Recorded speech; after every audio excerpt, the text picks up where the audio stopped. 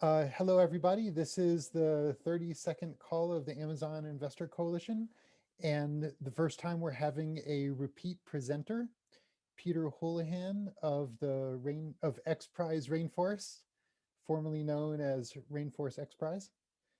And he's going to be sharing some details with us about the $10 million opportunity for new biodiversity assessment technologies. But before we get into it, I would just like to invite a couple people to say their names who haven't said hi yet. Um, hey, Sarah DuPont, you want to come online and just introduce yourself real quick? It's always fun to do this just so everyone knows who's Hi, on. everybody. I hope you're well. I'm Sarah DuPont, the founder of Amazon Aid and the producer and co-director of a film called River of Gold, which is about illegal gold mining in the Peruvian Amazon. And we're about ready to release the film globally. So if anyone is interested in gold, wants to talk to me about it in the Amazon, you can get in touch with me. I'll put my name in the chat, my email in the chat. Happy to talk to you. Great, thanks so much. And then I'd like to invite one other person to introduce themselves. Hey, Hank, do you want to introduce yourself?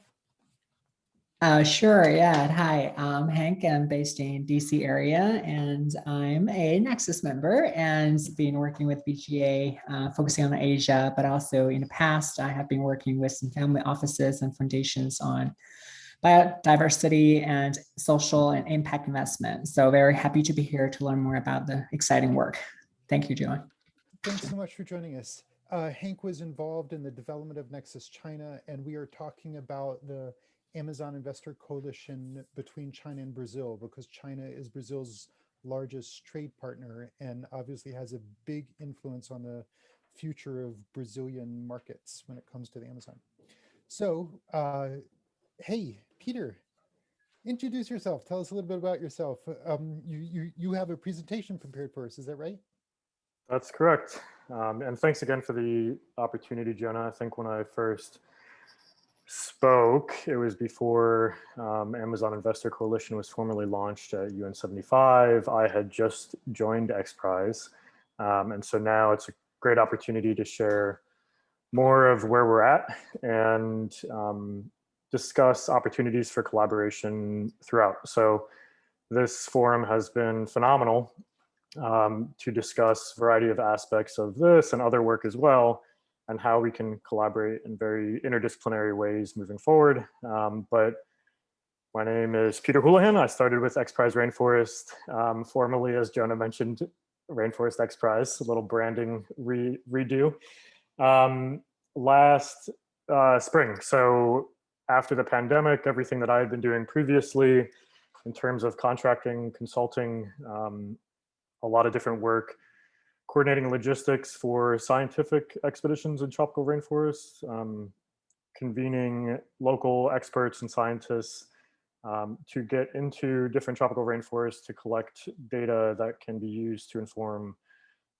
different conservation action or policy with NGOs, universities, museums, governments, US embassies. And so all of that work came to a very quick halt in March of last year. And I ended up taking on this role overseeing XPRIZE Rainforest, which is a 5-year, $10 million competition aimed at improving the survey speed and data analysis from technological advancements to better inform and more quickly inform conservation in these environments. And so I'll share a bit about that today with a little bit more of my background and why we're doing this. And one thing that's important to understand is that XPRIZE inherently is focused on the technology. And I think that there are many ways in which we've been working to expand the impact and the insights that can be gained from this work over the past year, because it's such a huge opportunity. And similar to this group, I think there's a lot of power in convening all sorts of people from different sectors. One of the major bottlenecks, I think, in this space of conservation technologies for rainforests has been historically a lack of collaborations, a lot of from academia to different tech sectors, a lot of people operate in very siloed spaces. And so if we can convene people around thinking in a more interdisciplinary way moving forward, I think there's a lot of potential in that. So with that, I'll share a presentation to give you some more background.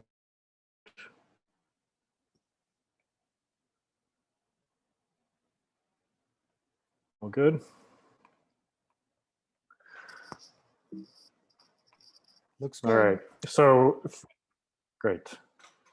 XPRIZE is, has been around for about 25 years. It's a future positive movement aimed at designing and operating multi-million-dollar global prize competitions that push the limits of what's possible and solve grand challenges on our planet. And this approach, which was certainly new to me when I joined, but found it very exciting because I had never seen quite a massive opportunity for the rainforest space. But this goes all the way back 100 years to even Charles Lindbergh's Flight Across the Atlantic was an incentivized prize-based competition.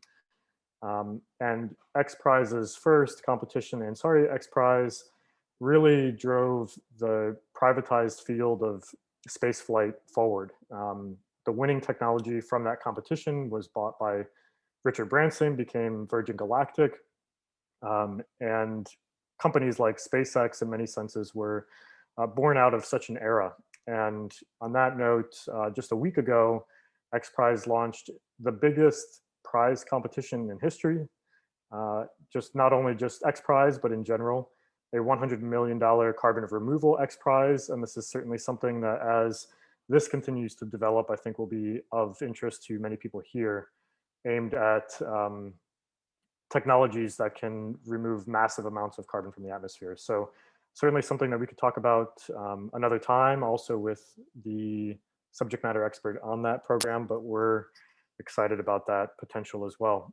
And as you see at the headline of our website, this is just a screenshot of the top of our website, xprize.org right now. Later this week, we'll be hosting an event convening our ecosystem around XPRIZE Rainforest.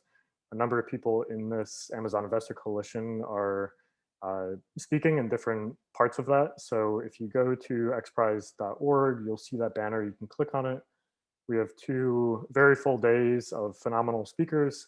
And the idea is basically to bring together people from all of these different sectors, fields, perspectives, experience, collectively to be talking in this space. This past year, as we've been working to get information out about this program amidst the pandemic and so much Zoom fatigue, we figured we might as well just bring together our ecosystem of people that are affiliated with this and host an event ourselves. So with that, XPRIZE Rainforest, as I said, is a $10 million competition over 5 years to enhance our understandings of rainforests around the world. It's really a technology and data-driven competition. And I'm going to highlight a bit of my former work that kind of informs why this is necessary. And I'll use some of my images photographing for National Geographic to kind of tell that story.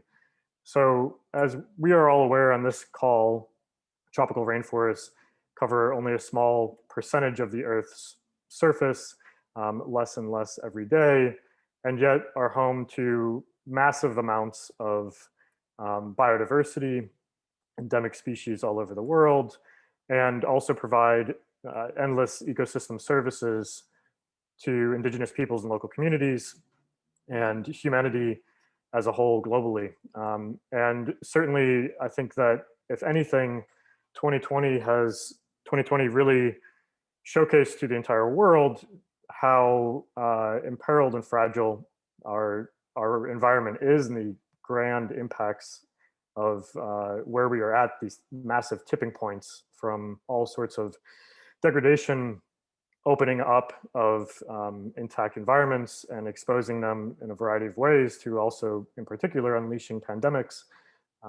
But these impacts, certainly I think the speed and the urgency and the rate at which the environment globally is deteriorating, we need new and faster ways to conduct the work that we all do. And so everything from deforestation, mining, wildlife trafficking, we are teetering on such a destabilization that our own natural buffer of resilience actually is why we need something like a carbon removal XPRIZE, because the resiliency of these environments has diminished quite substantially.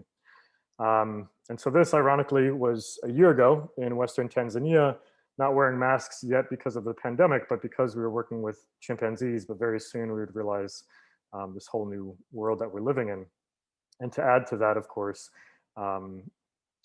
air quality has declined. Last year was an unprecedented year in terms of intensity and number of hurricanes in the Atlantic.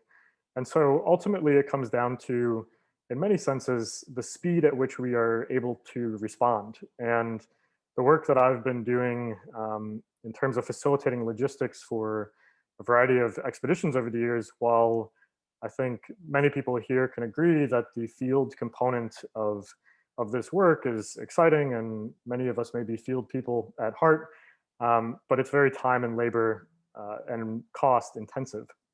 And so the process of spending months or years or even decades in terms of long-term studies in the field, collecting data, and then subsequently multiple times on the back end of analyzing those data to get to a point where we are informing action or policy, we simply don't have that kind of time anymore to immediately get to a point where we're using data and facts in our decision making.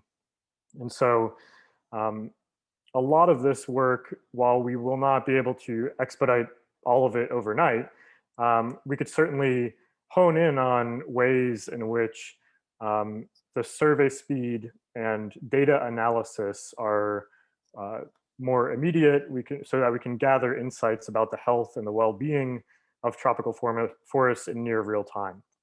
And so a lot of these methods, from camera trapping to using drones, surveying a variety of layers of tropical forests, all of these can be harnessed into new approaches using audio monitors in the canopy to assess passively biodiversity in different areas. These technologies also have, as many people may suspect or be aware, much farther reaching. We use these audio recorders in the Congo for detecting birds, but also chainsaws and gunshots. And so there are many other far-reaching uses of different technologies, well beyond just surveying biodiversity on its own. And so if we can improve this technological interface and create more efficient tools, and in many senses, we don't need to totally reinvent the wheel, but perhaps apply technologies that already exist in new ways to address these complex challenges that we're facing. Here, even just a year ago in Cameroon, installing a new Wi-Fi to satellite network where local Cameroonian scientists can use this open source platform to track, monitor their data live. So they could be in a base camp or in Yaoundé in the city or elsewhere and be monitoring data that's running off of this tech network in real time, ultimately bouncing off of satellites. And again, ironically now going back to Elon Musk, this was a SpaceX launching the new Starlink network. So all of that is to say, as all of us are aware, tropical rainforests are extremely complex, diverse environments. And I think the approaches that we utilize need to be equally complex. And with that, I'll share a little bit about XPRIZE Rainforest and start with sharing our video.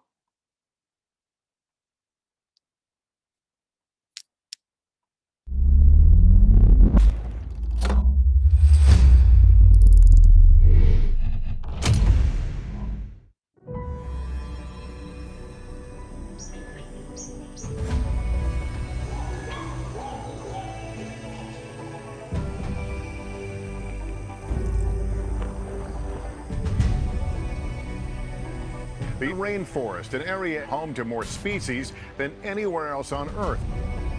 I feel like I'm in the heart of everything. There's a thriving that is really powerful.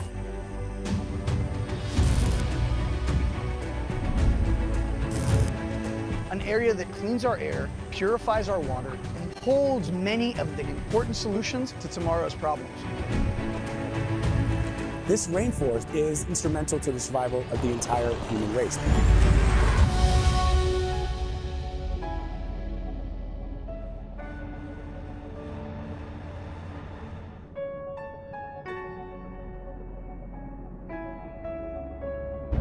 We need to protect what we have. The future of humanity is at stake.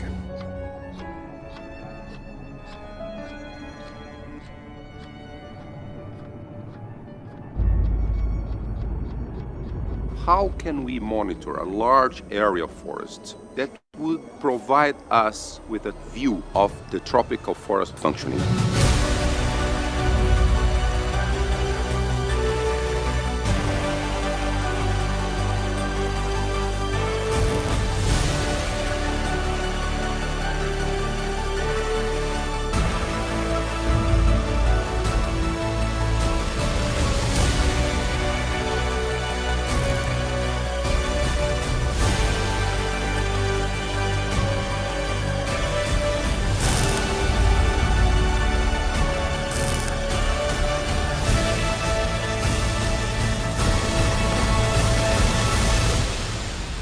We need nature.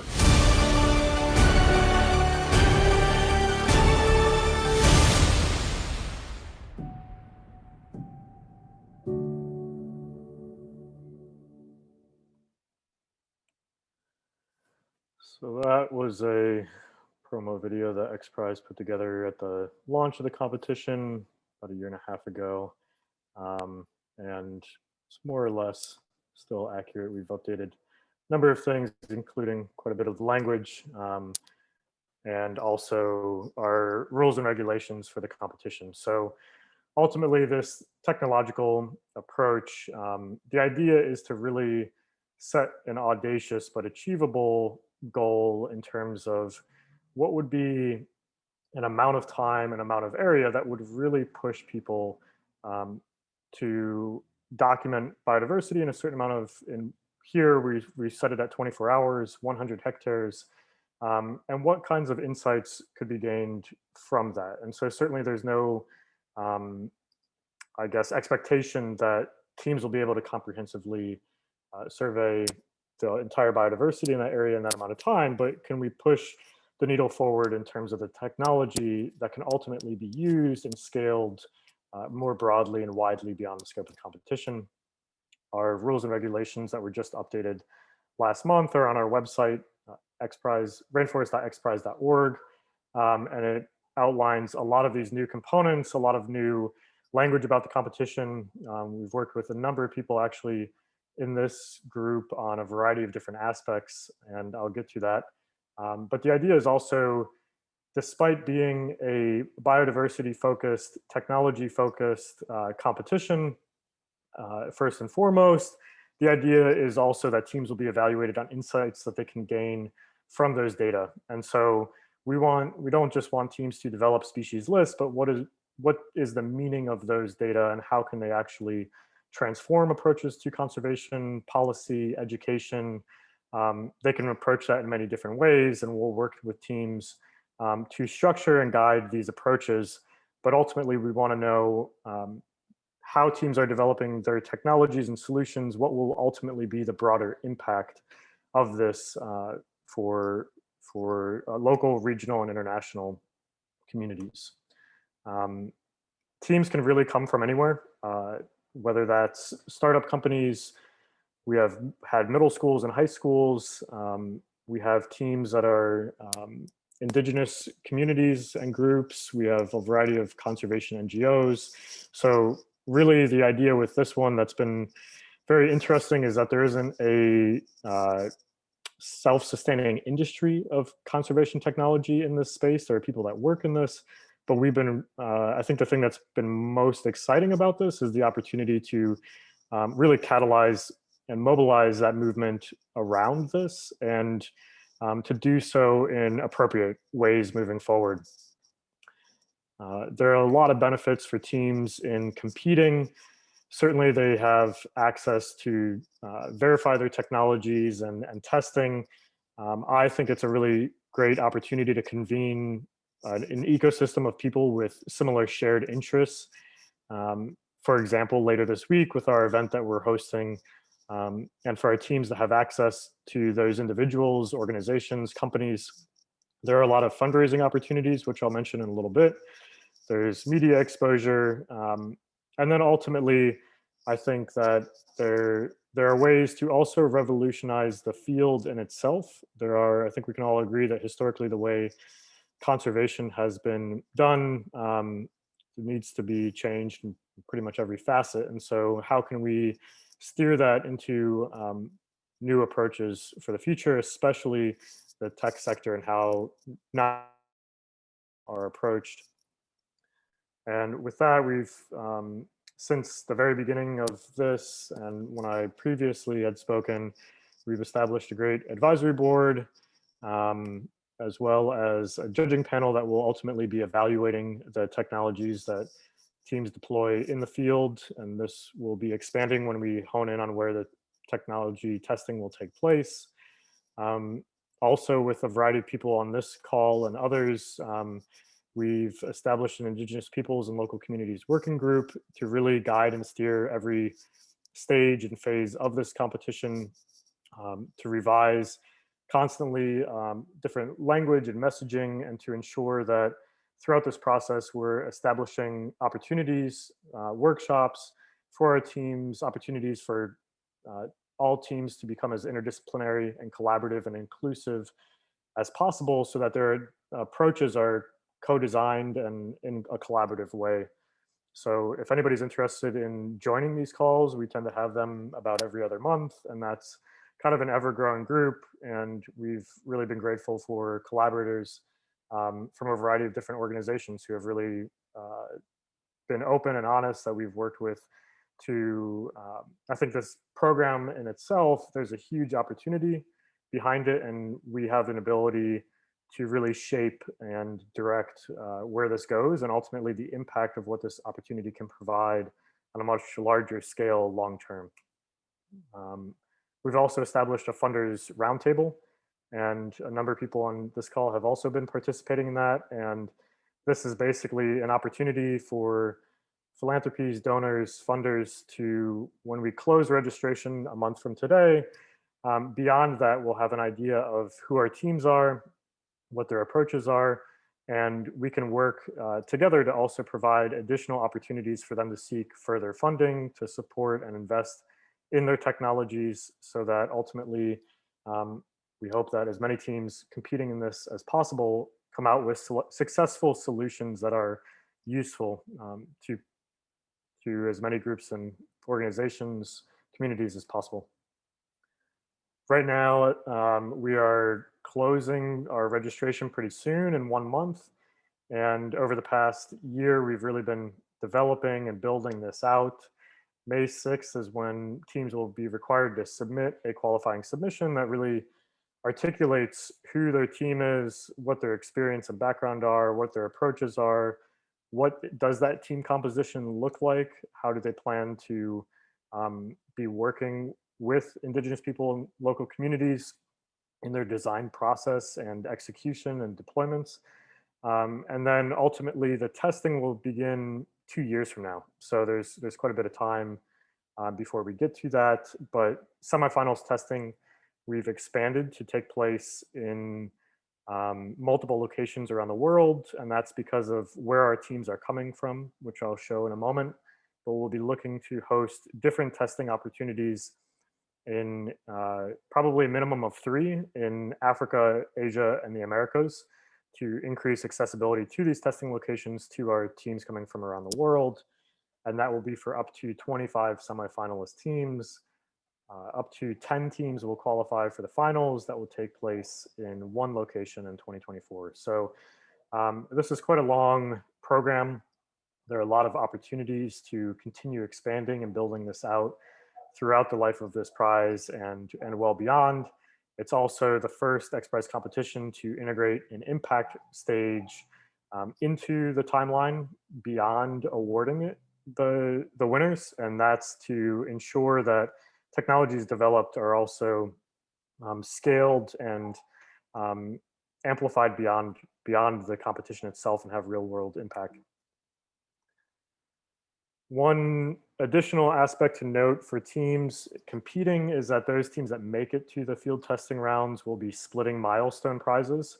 So those up to 25 teams will split $250,000, and the teams advancing to the finals will split $2 million. And so we recognize that it costs money and resources and time to invest in developing these solutions. But the teams that actually make it to the testing will receive quite a bit of funding to continue supporting their efforts throughout this process. Right now, we have 250 teams that are either registered or pre-registered from over 53 countries, which we're really excited about, and that there's just a lot of interest. And here's a quick breakdown of where these teams are coming from. And our fully registered teams, which we imagine this will go up because a lot of teams end up waiting until the final days to fully register, but there are 20 teams so far from 10 countries. And so we're working to convert those other 230 teams and get them fully registered and participating. Again, those top 25 teams will be splitting milestone prize in a couple of years, so it's kind of worth that upfront investment to get to that point. And we'll also work with our funders roundtable to provide additional opportunities to teams throughout. So just in closing, one more push for this event in a couple days, Thursday and Friday of this week.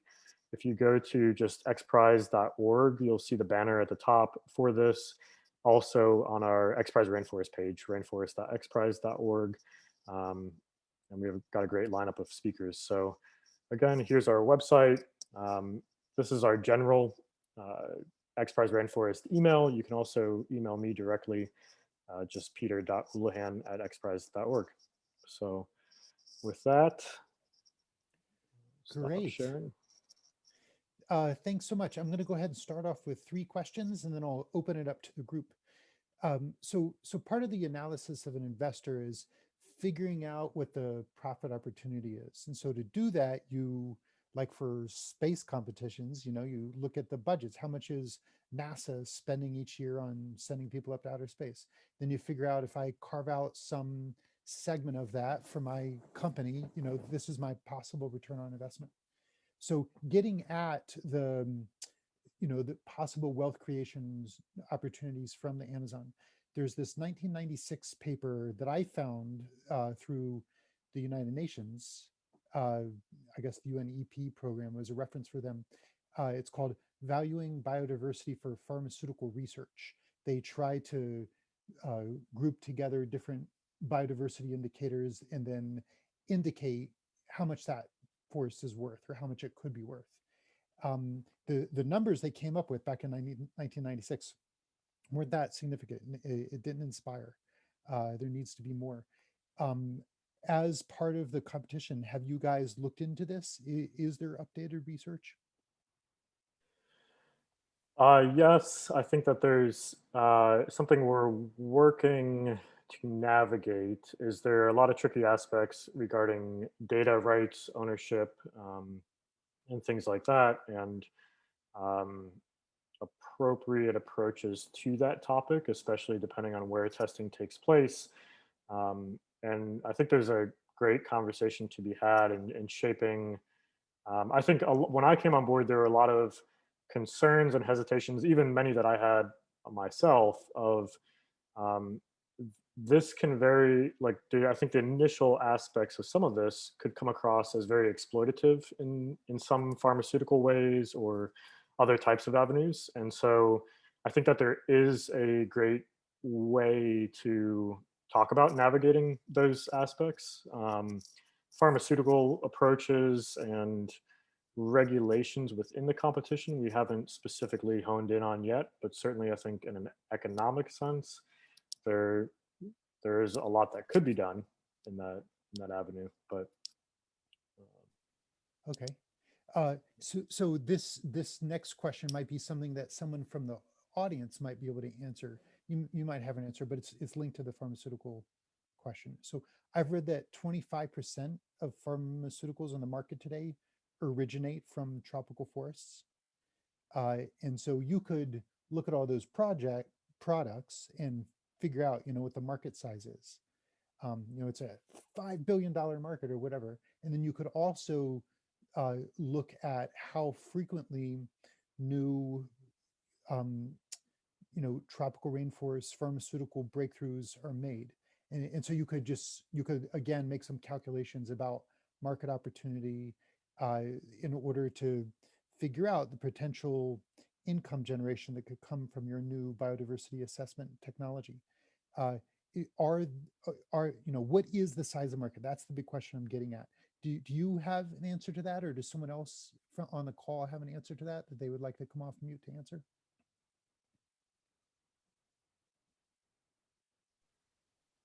I don't specifically have a dollar amount on that. I'd be interested to hear though. Does anyone else on the call know how much those 25% of tropical forest pharmaceuticals, how much they're worth as an industry? Well, that's something I bet we can figure it out. So I'm going to go ahead and go into the last question, which again ties into the same thing, which is about the biomimetic entrepreneurship opportunity. So copying life. The classic example I'm familiar with is Velcro. Everyone knows what Velcro is. It comes from biomimetic entrepreneurship. A guy walked through a forest, some burdock seeds got attached to his pants. He looked at them underneath a microscope and then came up with Velcro. So the same kind of opportunities can come out of biodiversity assessment from tropical rainforests. And I'm wondering, is anybody aware of any research about the size of the biomimetic entrepreneurship industry?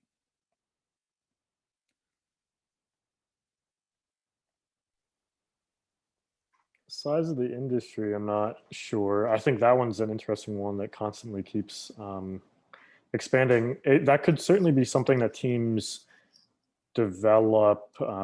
This insights component of the competition allows teams to kind of impress us in certain ways. There's also a $250,000 bonus prize that the judges can award at a discretionary basis for just something exciting that kind of goes outside the realm of the competition. But I think with our funders roundtable, these are things that we could, host workshops to talk with our teams about these kinds of markets more and provide those opportunities to discuss how might there be an economic argument that could be layered into teams' approaches to quantify the value of standing forests in this way, or certain products that could provide economic benefit. Great. One. I did not know about the Velcro one, by the way. Oh, well, one person has messaged me privately, saying these numbers are really hard to calculate. It's harder to define, but some number over 20 to 50 billion. And it depends on annual sales and patents and things like that. So I'm going to open it up now. Does anyone else on the call have questions for Peter? Feel free to go ahead and come off mute and ask a question. If you're dialing in on the phone, it's *9.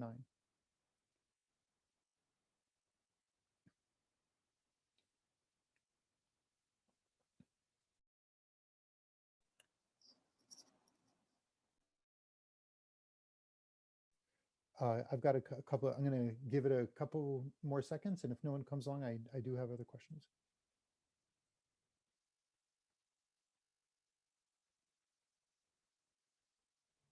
Okay. Thank you, Peter. Go for it. There we go. Go for it, Fiona. Sorry. Hi. Just wanted to thank you for all your dedication and exploration on this, as there are so many different layers and potentials as we look at technology around the globe, as we just even talked about the valuation of a forest standing, or the medicinal values of a forest. Again, you're dealing with patents, you're dealing with distribution, you're dealing with ownership and regulations, again, global regulations of where, for example, that medicine, let me just take dragon's blood, and where in that, for example, what the value of that tree standing, or how does one extract the dragon's blood from the tree. There are extraction methods that are more holistic, there are more technology of it that can be used, but you will get, because the market value of the commodity is so high, that you will have people cutting it instead of extracting it. So that's an example. So again, how do you define its valuation on a global market level when it comes to whether it be a patenting process in pharmaceuticals? So it's a very complex answer to that question. So here, my thought is also how XPRIZE, how are you organically working with the Indigenous communities, with the technologies, with the different systems of law, and how are we going to all figure a way to collaborate in an exponential way? Thank you. Thank you. Yeah, and Jonah, you just listed the Nagoya Protocol, and that and others are written into our documents about the competition to really steer certain aspects of we've had a number of conversations both with our judging panel and our IPLC working group. Atosa is on both of those, and really having these deep conversations about exactly what Fiona, I believe it was, yeah, what you just mentioned regarding patents and the complexity also about every country has different elements of this, and also the co-designing aspects and knowledge ownership, data rights, things like that with Indigenous peoples and local communities. And so this is a huge aspect, I think, that's really central to the competition. It's one of the deepest parts to figure out in terms of the challenges of developing such a broad program that has so many complexities throughout. So all I'll say is that we've been working to provide a framework in terms of the structure of how the competition is laid out, so that teams have to approach it in certain ethical ways, that they won't even be eligible to, their solutions won't even be eligible to compete if they don't approach it in a appropriate way that we've lined out. And then also providing throughout a variety of different opportunities, whether that's workshops. We've discussed a number of ways in which we could provide workshops that are almost case studies to expose those involved in the competition to a variety of different ways. Technologies have been co-designed or entirely developed by Indigenous groups, but this is a kind of a whole, I don't even know, layer of the program that has become very central, and I think for really critical reasons. So ultimately, for this to be successful, necessitates, these are some pretty, it's interesting being on many of those calls because I don't think that there's a one-size-fits-all answer for any of these things. And so it's a matter of navigating what works in all of these different ways. So anyway, that's kind of a broad answer and kind of open-ended because it's a constant work in progress. But certainly anybody who's interested in joining some of those calls, we're happy to have some of these conversations, provide more opportunities. I think ultimately, both in the IPLC sense, also with the funders groups, to ensure the long-term success of solutions coming out of this, we want to kind of mandate different workshops, trainings throughout so that everybody is kind of approaching it in a similar mindset. Great. Are there questions from others?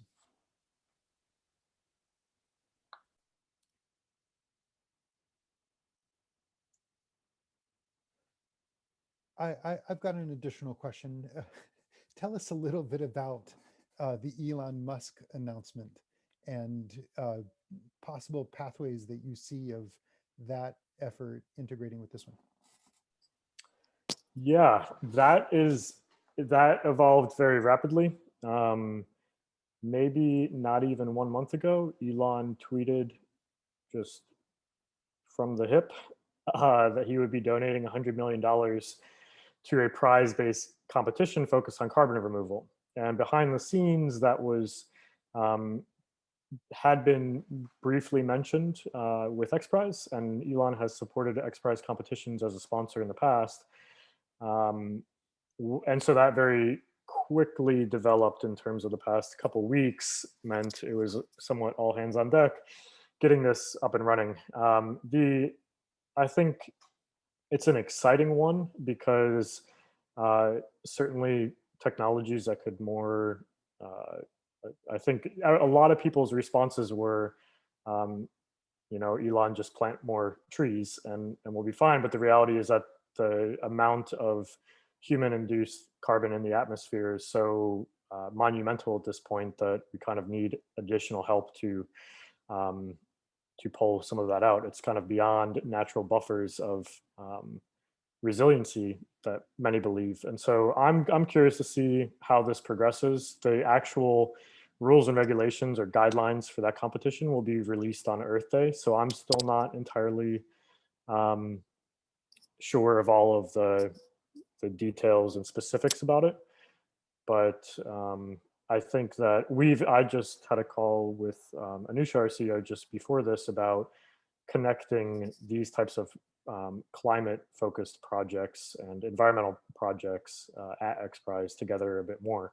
So yeah, I'll keep you posted as that develops, because I think there's a lot of synergy there between these, certainly the communities of people that are interested in these topics. So.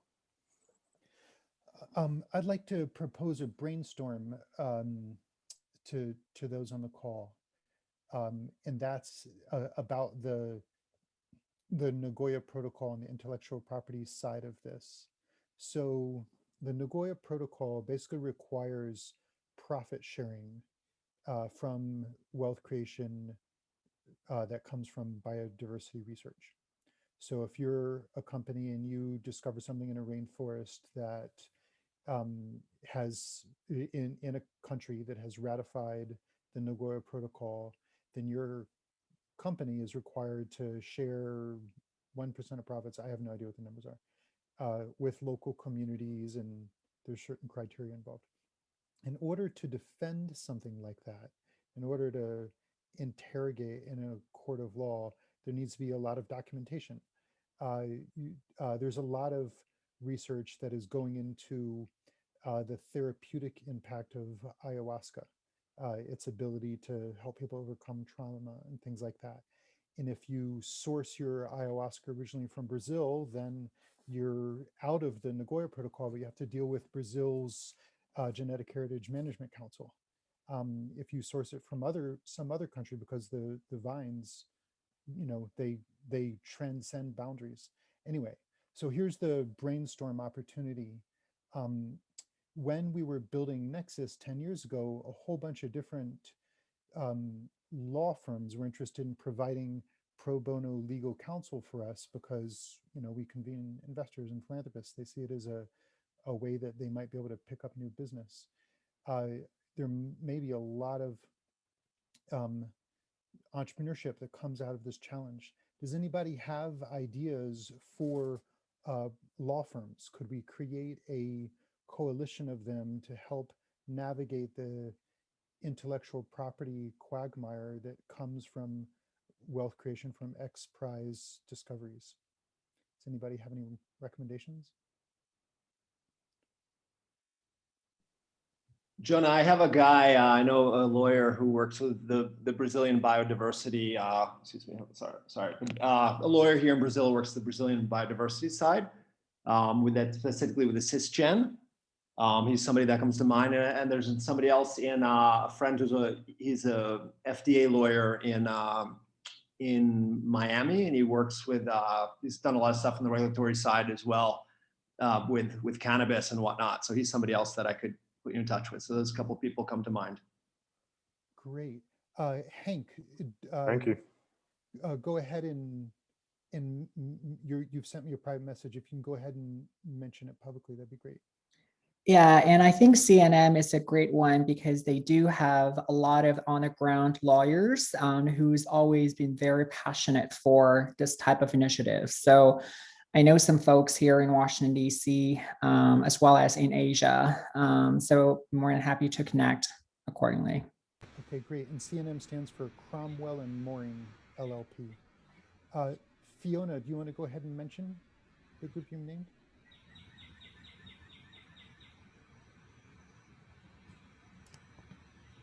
Fiona, I think you might be on mute. Fiona has pasted that. Oh, go ahead. Yeah.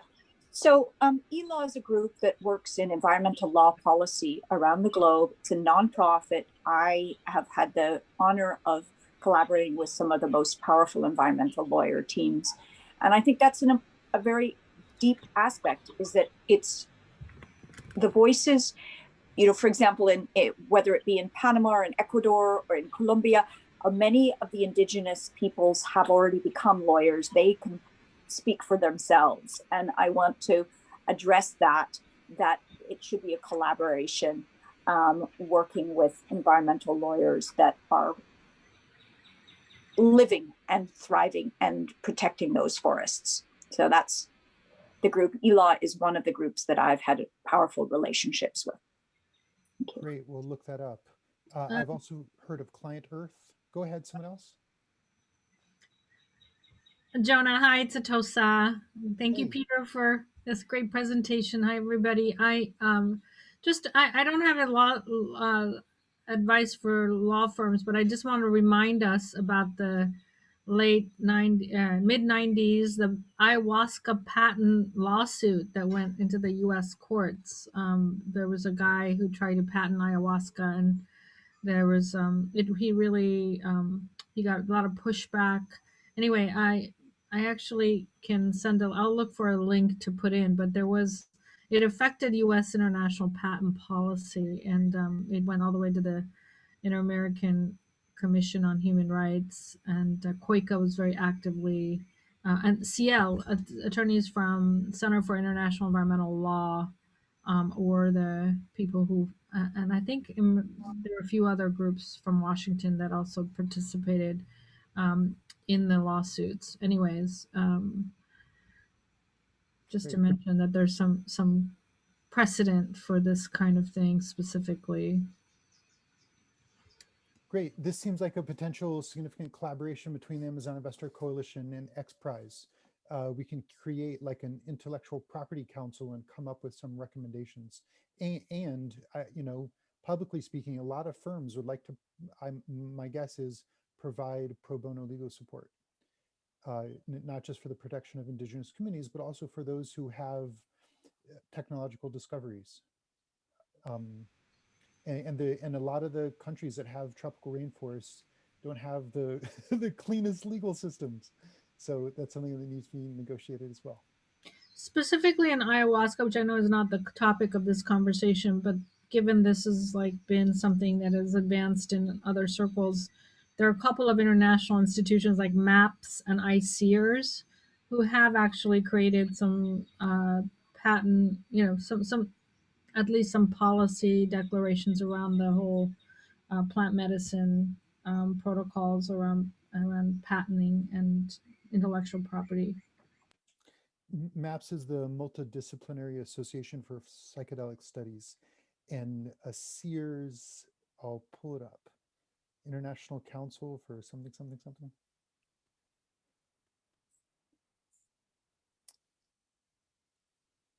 Does anyone else have questions for Peter or this line of thinking?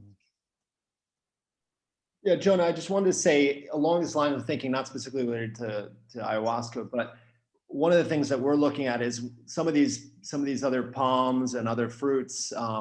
We're in Brazil specifically, we see that there is a need for work to have them approved by the MAPAs, the Brazilian Ministry of Agriculture, or the Anvisa and stuff. So, this is something that I think, and I'm sure it goes across various countries. There's issues with respect to the nutrient qualities or the consistency across. Sometimes you have a various species that are mixed together in some of these palms. So I think that's something, Jonah, that I think maybe this group could think about having resources for us to get, because if we want to build new chains for new beyond acai and Brazil nuts and all that stuff. There's all these other palms and fruits that a lot of them go throughout the Americas. You have so we need to get these and then we can launch them here, and then other companies can be replicating that, and then I think that's a huge opportunity to really create these new supply chains